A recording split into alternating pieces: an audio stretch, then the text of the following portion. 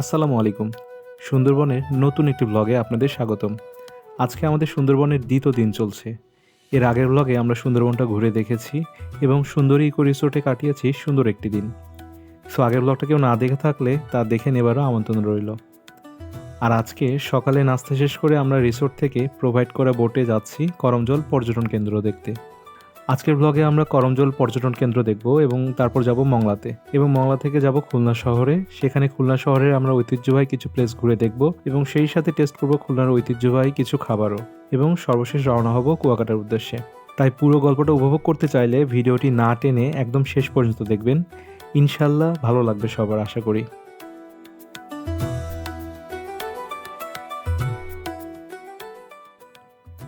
আমাদের বোট এখন চলছে সুন্দরবনের ঢাংবাড়ি নদীর খাল হয়ে। আমরা এই বোটে করে পশু নদীর দিকে এগোচ্ছি এবং যাবার পথে পশু নদীর ডান সাইডে পড়বে করমজল পর্যটন কেন্দ্র।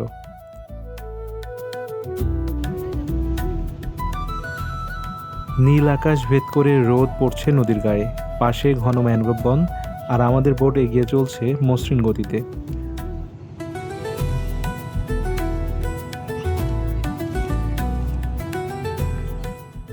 কোথাও নদী চওড়া, আবার কোথাও সরু, কোথাও আবার এই নদী থেকে শাখা হয়ে ম্যানগ্রোভ বনের ভিতরে চলে গিয়েছে নদীর খালপথ।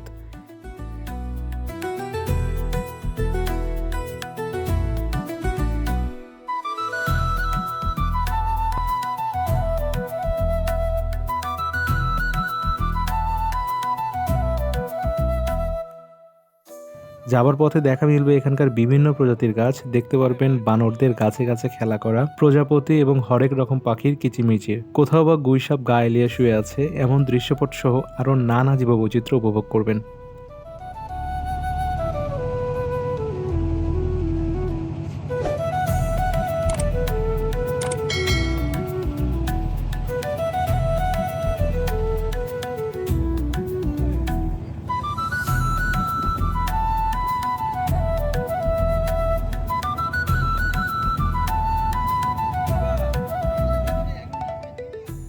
এই যে এখন আমরা রয়েছি পশুর নদীর উপরে এবং প্রায় 1 ঘন্টা বোটে জার্নি করে আমরা অবশেষে পৌঁছে গেলাম করমজল পর্যটন কেন্দ্রে।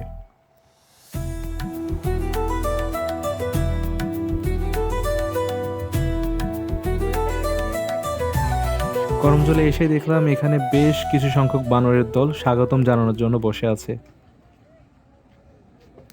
এখানে আমাদের প্রত্যেকের টিকিট কাটতে হবে প্রবেশের জন্যে। আর এখানে ডিসপ্লেতে সুন্দর করে সুন্দরবন সহ খুলনার বনাঞ্চল এলাকাটির বর্ণনা দেওয়া আছে। বনাঞ্চলে Sharankhola range, Chandpai range, Khulna range, Satkhira range সহ সব প্রদর্শনীতে আছে এবং কোথায় কোন অঞ্চলে কোন প্রজাতির গাছ আছে তা এই বিভিন্ন কালারের মাধ্যমে বোঝানো আছে। যেমন হলুদ কালার চিহ্নিত অংশটি গেওয়া ও গরানের জন্য বিখ্যাত, অনুরূপভাবে নীল কালার অংশটি সুন্দরী, কাঁকড়া, বাইন গাছের জন্যে, ও ধূসর অংশটি যেটি বাগেরহাট আন্দারমানিক শরণখোলা রেঞ্জে, সেটি সুন্দরবন গাছের জন্য বিখ্যাত। আমাদের এখানে প্রবেশ মূল্য লেগেছিল জনপ্রতি 46 টাকা করে এবং আমার 4 বছরের বাচ্চার জন্য লেগেছিল অর্ধেক মূল্য, মানে 23 টাকা।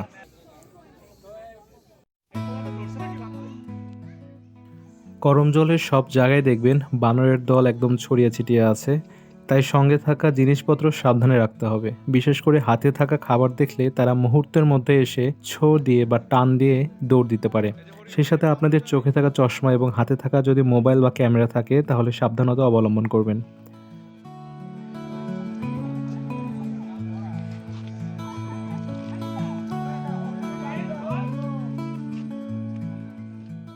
করমজলে ঢুকে প্রথমে দেখতে পারবেন হরিণের চারণ কেন্দ্র।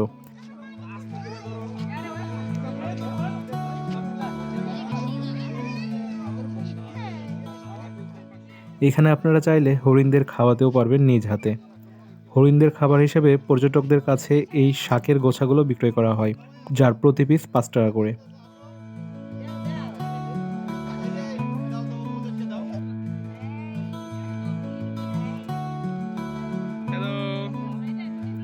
বিষয়টা আমরা খুব উপভোগ করেছিলাম।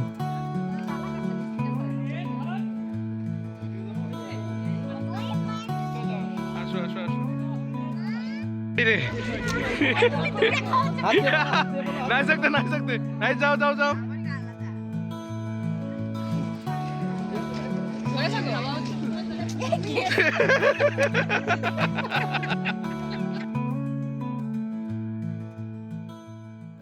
হরিণকে খাওয়ানো শেষ করে আমরা চলে এলাম এবার কৃত্রিম ডলফিন প্যাভিলিয়নে। Dolphin pavilion.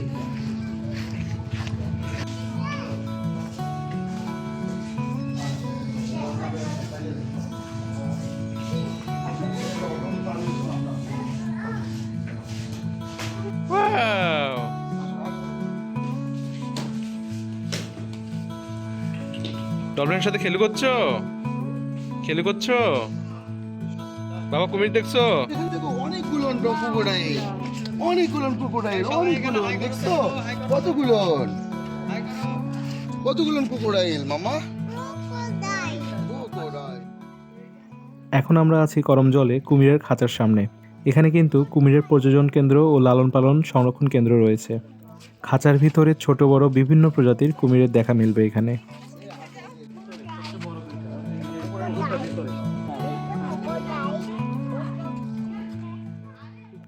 একটু সামনের দিকে হেঁটে এসে দেখা মিলবে সুউচ্চ এ ওয়াচ টাওয়ারের। এই ওয়াচ টাওয়ারের উপর থেকে পুরো বিস্তৃত সুন্দরবনটা এক নজরে দেখে নিতে পারবেন।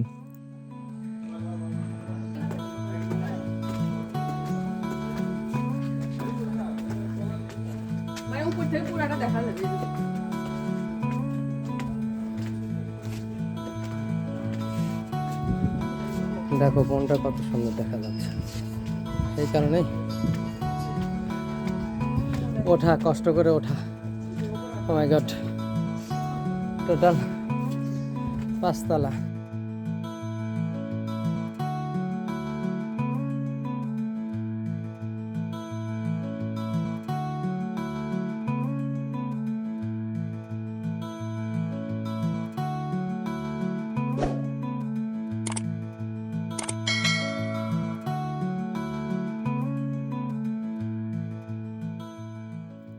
ঘন সবুজ ম্যানগ্রোভ বনের ভিতরে বুক চিরে বেয়ে চলছে নদী।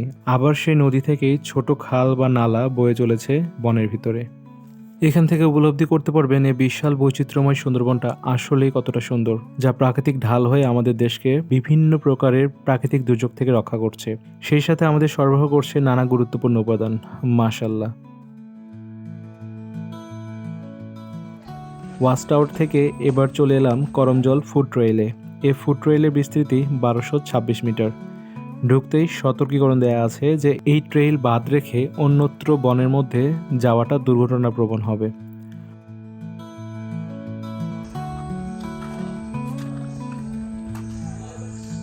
এটা হচ্ছে সুন্দরবন শ্বাসমূল।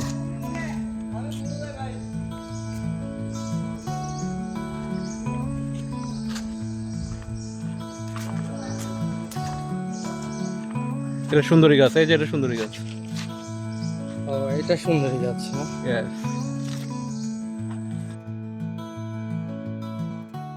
করমজল ফুড ট্রেইল হলো সুন্দরবনের ভিতরে সংরক্ষিত একটি হাঁটার পথ। এটি আগে বাঁশ কাঠের তৈরি ছিল, যা বর্তমানে ঢালাই করা ব্রিজ আকারে করে দেওয়া হয়েছে। এই ট্রেইল ধরে যেতে যেতে সুন্দরবনের গহীনে যাবার এক অনুভূতি নিতে পারবেন। এখানকার বিভিন্ন গাছগাছালি ও জীববৈচিত্র্য খুব কাছ থেকে দেখতে পারবেন, সেই সাথে সুন্দরবনকে খুব কাছ থেকেও জানতে পারবেন। পরিচিত হবেন নানা প্রকার গাছগাছালির সাথে। আর বানরের দল তো সব জায়গায় আছেই। বাইন গাছ, সুন্দরী গাছ, কেওড়া, গরান, বিভিন্ন সব গাছ এবং গাছের শ্বাসমূল প্রত্যক্ষ করবেন।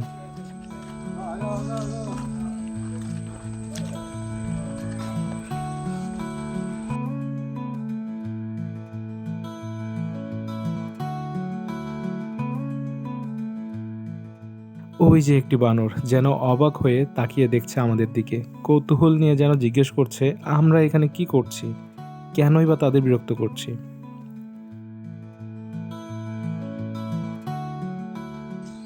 চারপাশে যতদূর চোখ যায় সবুজ আর ধূসরে ঢাকা। যত এগোচ্ছি যেন বনের আরো গহীনে চলে যাচ্ছি।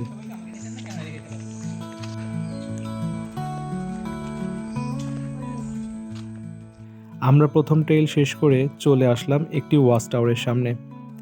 এখান থেকে আবার নতুন একটি ফুড ট্রেইল শুরু হয়েছে, যেখান দিয়ে যাওয়া যাবে করমজলের একদম ভিতরে সেতুতে।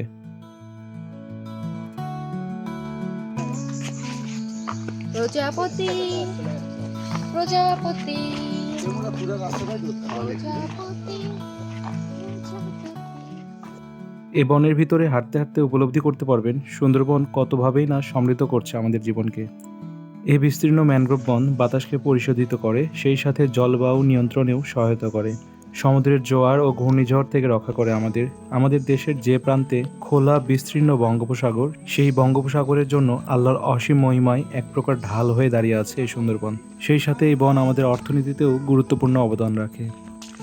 অনেকটা পথ হাঁটার হলেও সবাই উপভোগ করছিলাম, আর আমার ছেলে তো প্রতিবারই বানরের সাথে দেখা হওয়ার সময়টা খুব মজা পাচ্ছিল।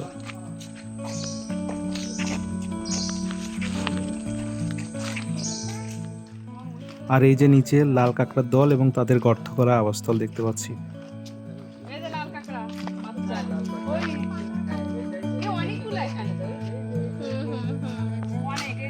অনেকে যে যে নিচে দেখো অনেকগুলো নিচে। আচ্ছা এরা এগুলো গর্ত করছে না?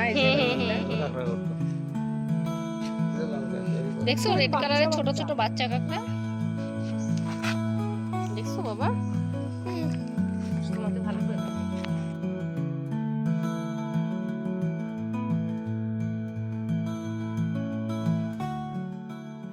অবশেষে আমরা চলে এলাম করমজলের সেই ব্রিজের উপর কিছুক্ষণ সময় কাটিয়ে আমরা আবার রওনা হলাম এবং প্রায় 1 ঘন্টা করমজল ঘুরে দেখা শেষ করে আমরা রওনা হলাম মংলা ফেরিঘাটের দিকে।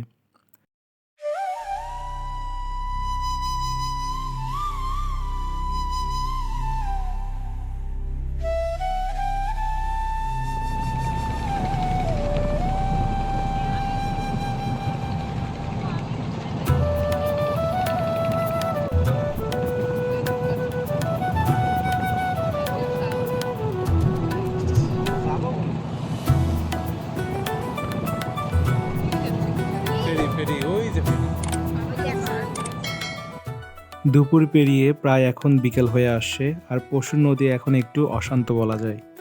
ঢেউগুলো বেশ ভালোভাবেই দোলা দিচ্ছিল আমাদের বোটকে।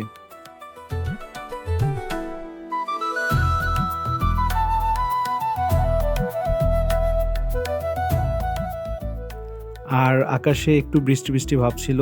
জানি না ক্যামেরাতে কতখানি বোঝা যাচ্ছে এই ঢেউটা, কিন্তু অশান্ত এই ঢেউয়ে দোল খেতে খেতে ঘাটে পৌঁছানোর মুহূর্তটা মনে রাখার মতো ছিল।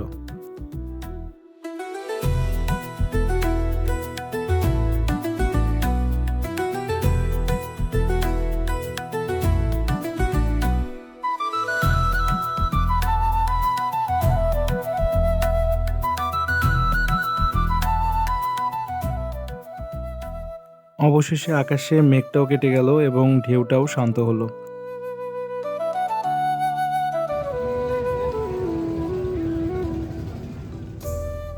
সেই সাথে আমরাও চলে এলাম মংলা ফেরিঘাটে।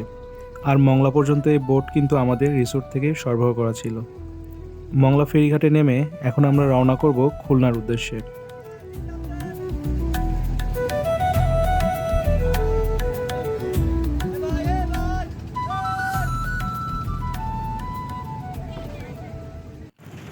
মংলা ফেরিঘাটে বাসস্ট্যান্ড থেকে জনপ্রতি 120 টাকা বাস ভাড়া দিয়ে আমরা রওনা হলাম খুলনার উদ্দেশ্যে। প্রায় 2 ঘন্টার পর আমরা পৌঁছালাম খুলনা সোনাডাঙ্গা বাসস্ট্যান্ডে।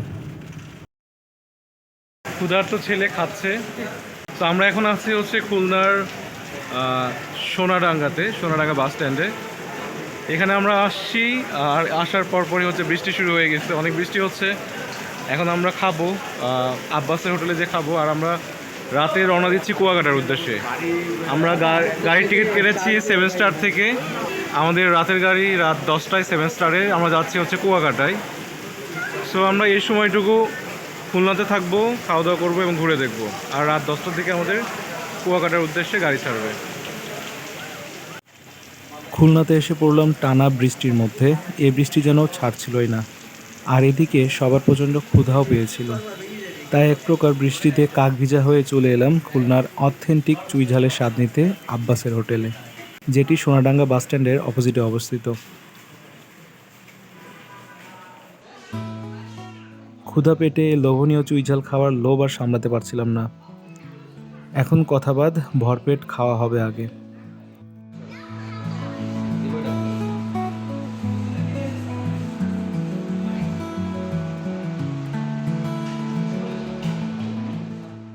আমরা এই বিশাল ডিশ থেকে মন মতো মাটন চুই গোস্ত বেছে নিলাম।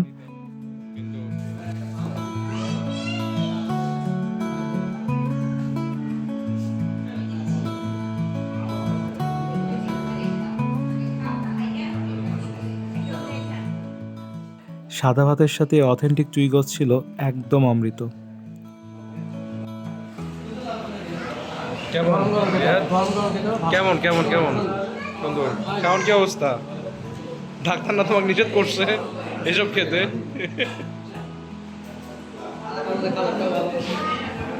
এই জ্যোতি আপা, কেমন লাগতেছে? অনেক টেস্ট। এটা হচ্ছে পেঁয়াজ ছাড়া রান্না। কেমন লাগতেছে? নাইস, তুমি এখন টেস্ট করে নাই। কেমন লাগতেছে আম্মু? মজা? আমরা আব্বাস হোটেলে খাওয়া দাওয়া করে খুব টায়ার্ড। এত পরিমাণে খাইছি আমরা, পেটে আর অবশিষ্ট জায়গা বাকি নাই। কেমন ছিল খাবার? আমার কাছে খুবই ভালো লাগছে খাবার এই ছিল আব্বাস হোটেল থেকে খাবারের রিভিউ। অথেন্টিক যে চুকনগরের আব্বাস হোটেলের রিভিউটা আমি দিলাম। আসলে খুবই টেস্টি। আমরা চই ঝালের নামে অনেক পাল্টা যেসব জায়গায় খাই, তার থেকে অথেন্টিক এই আব্বাসের চুইটা টেস্টি। আসলে আপনি মজা ছিল। তো আসসালামু আলাইকুম ভাইয়া, ভালো আছেন? তো ভাইয়া আমরা আসছি হচ্ছে অনেক দূর থেকে আপনাদের এখানে। তো আমরা এখানে আপনাদের খাবার ট্রাই করলাম, অনেক ভালো লেগেছে খাবারটা। তো একটু জানতে চাচ্ছি ভাইয়া, যে আব্বাসের হোটেল এটাই তো অরিজিনাল আব্বাসের হোটেল নাকি? তো এটার হচ্ছে কয়টা ব্রাঞ্চ আছে ভাইয়া? টোটাল 4টা, মানে অরিজিনাল যেটা চুকনগরের আব্বাস ওটা হচ্ছে অরিজিনাল 4টা ব্রাঞ্চ আর কি মধ্যে। আচ্ছা, সবগুলোতে খাবারের প্রসিডিউর একইভাবে একই? আচ্ছা, কী কী আইটেম হয় আপনাদের এখানে? আমাদের এখানে চুই ঝালের খাসির মাংস আমাদের মেন আইটেম। আচ্ছা, তার পাশাপাশি যে মাছ পাওয়া যায়, ভেটকি মাছ। আচ্ছা, গরু বা অন্য মাংস আপনারা করেন না? গরু আমাদের 0 পয়েন্টের ব্রাঞ্চ। 0 পয়েন্টের ব্রাঞ্চ আছে। আচ্ছা আচ্ছা, তো কেউ যদি গরুর মাংস ট্রাই করতে চান তাহলে চাইলে 0 পয়েন্টে যেতে পারেন, বাট ওনাদের যে খাসির মাংসটা সব জায়গায় সেম টেস্ট আর কি। তো না, আমাদের অনেক ভালো লেগেছে টেস্ট করে। আর হচ্ছে এমনিতে তো আমরা অনেক চুই ঝাল দেখি আশেপাশে রাস্তায়, অনেকে আসলে ওগুলো ভালো লাগে না। অথেন্টিক তো অথেন্টিকই। সো আব্বাসের চুই ঝাল অনেক ভালো লেগেছে। এটা যদি একটু বলতেন যে রান্নাটা কীরকম, মানে কতক্ষণ ধরে এই রান্নাটা হয়? এটাতে আমাদের পানি, পেঁয়াজ, আদা ছাড়া রান্না করি। মানে পেঁয়াজ দেওয়াই হয় না পানি, একদম? পেঁয়াজ, আদা ছাড়া। বাহ, তো এটা তো আমরা কল্পনা করি না। আমরা যারা রান্না করি মাংস, সবাই পেঁয়াজ ছাড়া তো মাংস রান্না হয়, এটা তো আমরা কোনোদিন কল্পনা করতে পারি না। তো যাই হোক, ইনশাল্লাহ আমি সাজেস্ট করবো সবাইকে যে চুকনগরের এই যে আব্বাস হোটেল, এটার লোকেশনটা দিয়ে দিচ্ছি। এটা চুকনগরের আরেকটা ব্রাঞ্চ আর কি, আব্বাস হোটেল আরেকটা ব্রাঞ্চ। তো আপনারা আসবেন, এখানে মেনু আছে। আর খাবার যথেষ্ট ভালো ছিল, আমরা ট্রাই করেছি। তো ঠিক আছে ভাই, দোয়া করবেন আমাদের জন্য। ভালো থাকবেন। জি, আল্লাহ হাফেজ। খাবার শেষ করে আমরা কিন্তু খুলনার বেনারসি পানটা টেস্ট করতে বলিনি। আর পান খেতে খেতে যাব এখন খুলনার বিখ্যাত জায়গা ঘুরে দেখতে। সোনাডাঙ্গা বাসস্ট্যান্ড থেকে অটো নিলাম। প্রথম গন্তব্য আমাদের হাদিস পার্কে। খুলনা শহরে আসার পর থেকেই প্রচণ্ড বৃষ্টি হচ্ছিল, এখনও আকাশ থমথমে। আর এই বৃষ্টি আবহাওয়ার মাঝেই যতখানি পারি খুলনা শহরের মেইন আকর্ষণগুলো ঘুরে দেখার ইচ্ছা আছে আমাদের। সেই উদ্দেশ্যে প্রথমে চলে এলাম এবার হাদিস পার্কে। খুলনা শহরের প্রাণকেন্দ্রে অবস্থিত হাদিস পার্কটি শহরের ইতিহাস, স্মৃতি এবং জনসমাগমের স্থান।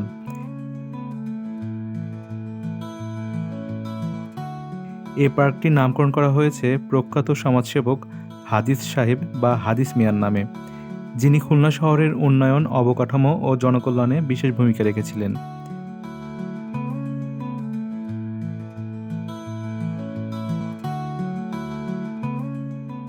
ব্রিটিশ শাসনামলে শেষ ভাগ থেকে পাকিস্তান আমলের শুরুর দিকে শহরের নাগরিকদের জন্য এটি বিনোদন ও বিশ্রামের জায়গা হিসেবে গড়ে উঠেছিল।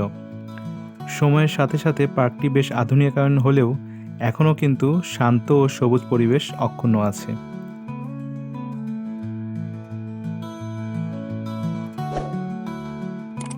পার্কটি খুলনা শহরের কেন্দ্রীয় এলাকায় অবস্থিত, তাই চাইলে রিক্সা বা অটো যে কোনোভাবে এখানে আসা যায়। দিনের বেলা ছাড়াও সন্ধ্যা বা রাতের সময় ঘুরে বেড়ানোর জন্য এটি একটি নিরাপদ ও জনপ্রিয় স্থান। এ পার্কের মূল আকর্ষণ, এখানে রয়েছে ভাষা আন্দোলনের বীর শহীদদের স্মরণে জাতীয় শহীদ মিনারের আদলে নির্মিত সুন্দর একটি শহীদ মিনার। মিনারের বেদিটি খুবই সুন্দর করে সাজানো, আর এই শহীদ মিনারের পিছনেই রয়েছে সুন্দর একটি লেক।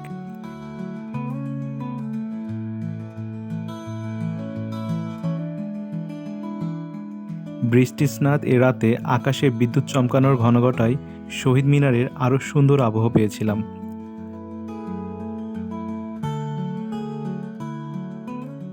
পার্কের এক কোণে অবস্থিত আছে একটি সুউচ্চ টাওয়ার, যেখান থেকে পুরো পার্ক সহ ব্যস্তময় শহরের নৈসর্গিক দৃশ্য উপভোগ করা যায়।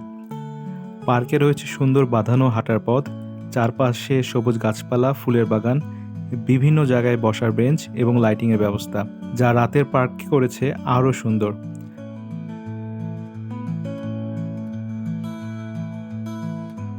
আর সত্যি আকাশে আজ বিদ্যুৎ চমকানোর ঘনঘটা পার্কটিকে, বিশেষ করে শহীদ মিনারটিকে যেন করেছিল আরও তাৎপর্যময়। শহীদদের প্রতি শ্রদ্ধায় আলো ছায়ার খেলায় শহীদ মিনারটি যেন আরও দীপ্তিময় এবং অর্থবহ হয়ে উঠেছিল।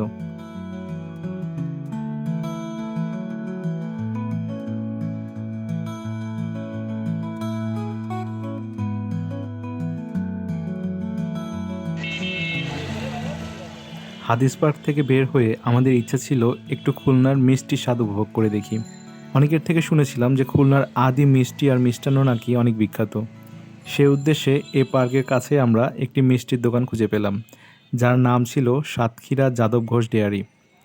তো খুলনায় এসে সাতক্ষীরার মিষ্টি টেস্ট করব, এ যেন এক ঢিলে দু পাখি শিকার করার মতো।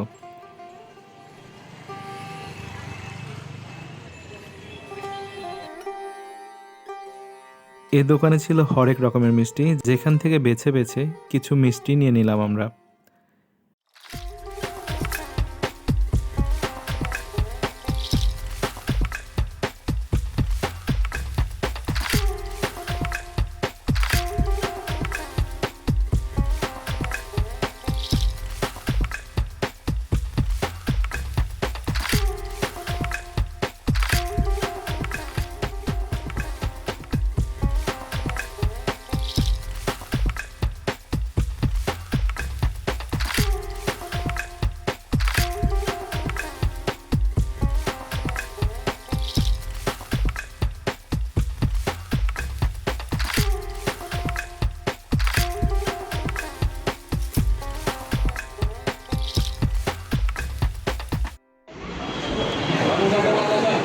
টেস্ট কেমন?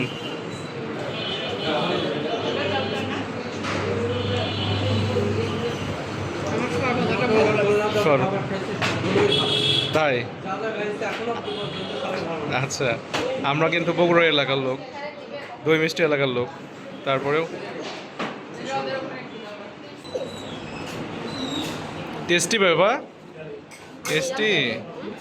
নাও নাও নাও নাও নাও, তুমি নিয়ে টেস্ট করে বলো, নিয়ে টেস্ট করে বলো কেমন, নিয়ে টেস্ট করে বলো কেমন কেমন মজা। আমি এখানকার মিষ্টিগুলোর মূল্য তালিকা দিয়ে দিচ্ছি। সত্যি মিষ্টিগুলো খেতে অসাধারণ ছিল, তবে দইয়ের ক্ষেত্রে বলবো মোটামুটি ভালো, কারণ দইয়ের জন্য আমাদের বগুড়ার দই বেস্ট, তাকে এ পর্যন্ত কেউ বিট করতে পারেনি। মিষ্টিমুখ শেষ করে এবার একটি অটো রিজার্ভ করে আমরা শহরে র্যান্ডম ঘুরে বেড়ানোর জন্য বেরিয়ে পড়লাম। আর ঘুরতে ঘুরতে চলে এলাম শহরের একটি সুন্দর রাস্তায়, যেখানে সুন্দর করে লাইটিং করা ছিল।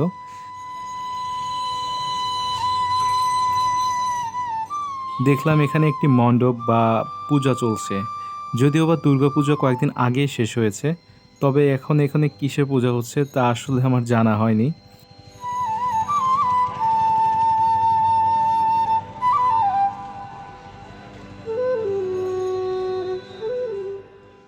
আচ্ছা, মণ্ডপে এসে মনে পড়লো খুলনার আদি নামকরণের, কারণ লোকমুখে প্রচলিত যে খুলনা অঞ্চলে প্রাচীনকালে খুলনেশ্বর দেবীর মন্দির ছিল। খুলনেশ্বর দেবী ছিল হিন্দু ধর্মের শক্তি, সমৃদ্ধি আর সুরক্ষার প্রতীক। অনেকের মতে সে দেবীর নাম অনুসারে খুলনার নামটি হয়, যদিও বা সরকারি নথিপত্র এবং প্রাচীন মানচিত্রে খোলা বা মুক্ত এলাকা থেকে খুলনার নামকরণ হয়েছে বলে জানা যায়।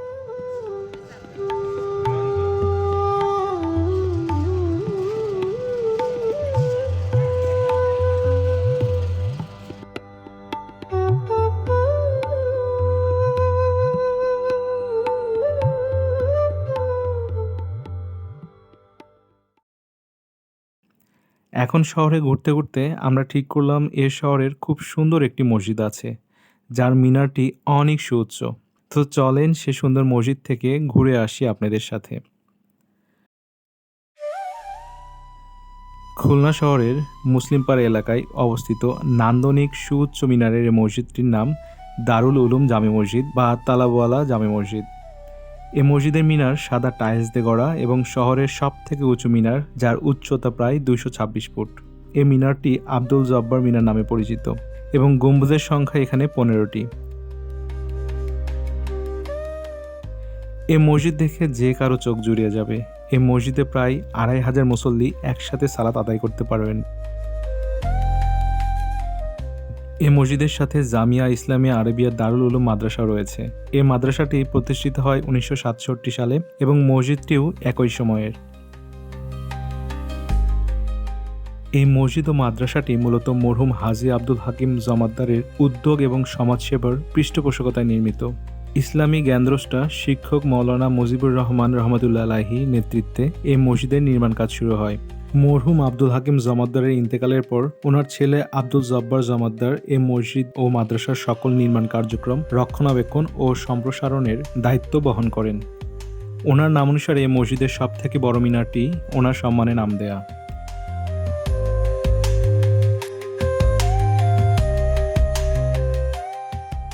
এ দারুল উলুম মসজিদ মাদ্রাসায় রয়েছে বৃহৎ ক্যাকটাস গাছ, ছোট বনসাই ও অন্যান্য গাছ বাগান মসজিদ মাদ্রাসাকে করেছে আরও সৌন্দর্যমণ্ডিত।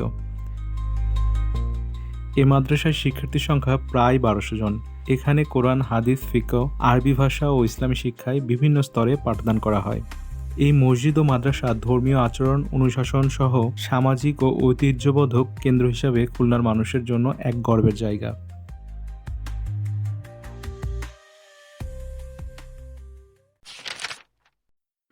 ঘুরতে ঘুরতে এবার আমরা চলে আসলাম খুলনা শহরের অন্যতম গুরুত্বপূর্ণ transport hub Khulna railway station. এটি ব্রিটিশ শাসনামলে নির্মিত হয়েছিল বাংলার দক্ষিণ পশ্চিম অংশের যোগাযোগ ও বাণিজ্য বৃদ্ধি করতে। ব্রিটিশ আমলে এই অঞ্চল কটন, চিনি ও লবণের বাণিজ্যিক কেন্দ্র ছিল, তাই পণ্য পরিবহনের সুবিধার্থে সে সময় এই রেল স্টেশন স্থাপিত হয়েছিল। প্রাথমিক পর্যায়ে স্টেশনটির আকার ছিল অনেক ছোট, কিন্তু কালের পরিক্রমায় এই স্টেশনটি এখন অনেক বিস্তৃত এবং আধুনিকভাবে উন্নত।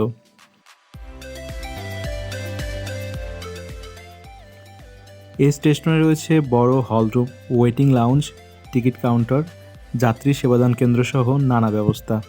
সেই সাথে এর বৃহৎ প্ল্যাটফর্মগুলো সুসজ্জিত রয়েছে। আর খুলনা রেলওয়ে স্টেশন কিন্তু একটি জংশন স্টেশন। এটি দক্ষিণ পশ্চিম অঞ্চলের প্রধান জংশন, যেখানে বিভিন্ন এলাকার ট্রেনের মিলিত হয়। প্রতিদিন লাখো লাখো মানুষ যাত্রী সেবা পায় এই স্টেশনের মাধ্যমে।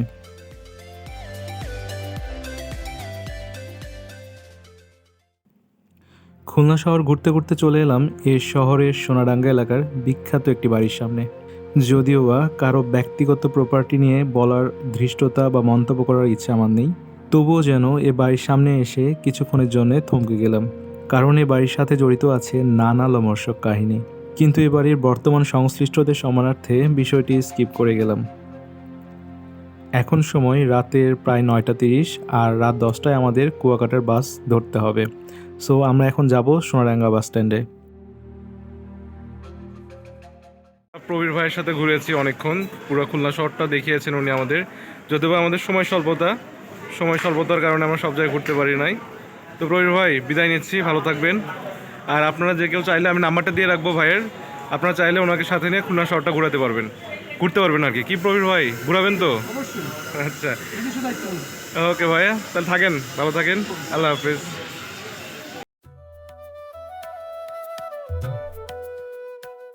এই যে আমাদের কুয়াকাটা যাবার কাঙ্ক্ষিত বাসটা চলে এসেছে যথাসময়ে। এখন বাসে উঠে পড়বো আমরা। আর আজকের ব্লগটা দীর্ঘায়িত না করে এখানে শেষ করছি। প্লিজ সাবস্ক্রাইব করে রাখবেন, কারণ অতি শীঘ্রই দেখা হচ্ছে আমার নেক্সট ব্লগ, যেখানে আমরা ঘুরে আসবো সমুদ্রকন্যা কুয়াকাটা থেকে এবং আপনাদের সেই গল্পটি বলবো। তাই যারা সাবস্ক্রাইব করেন না এখনও, দয়া করে সাবস্ক্রাইব করিয়েন। আর ভালো থাকবেন সবাই, ইনশাল্লাহ খুব শীঘ্রই দেখা হচ্ছে। আল্লাহ হাফেজ।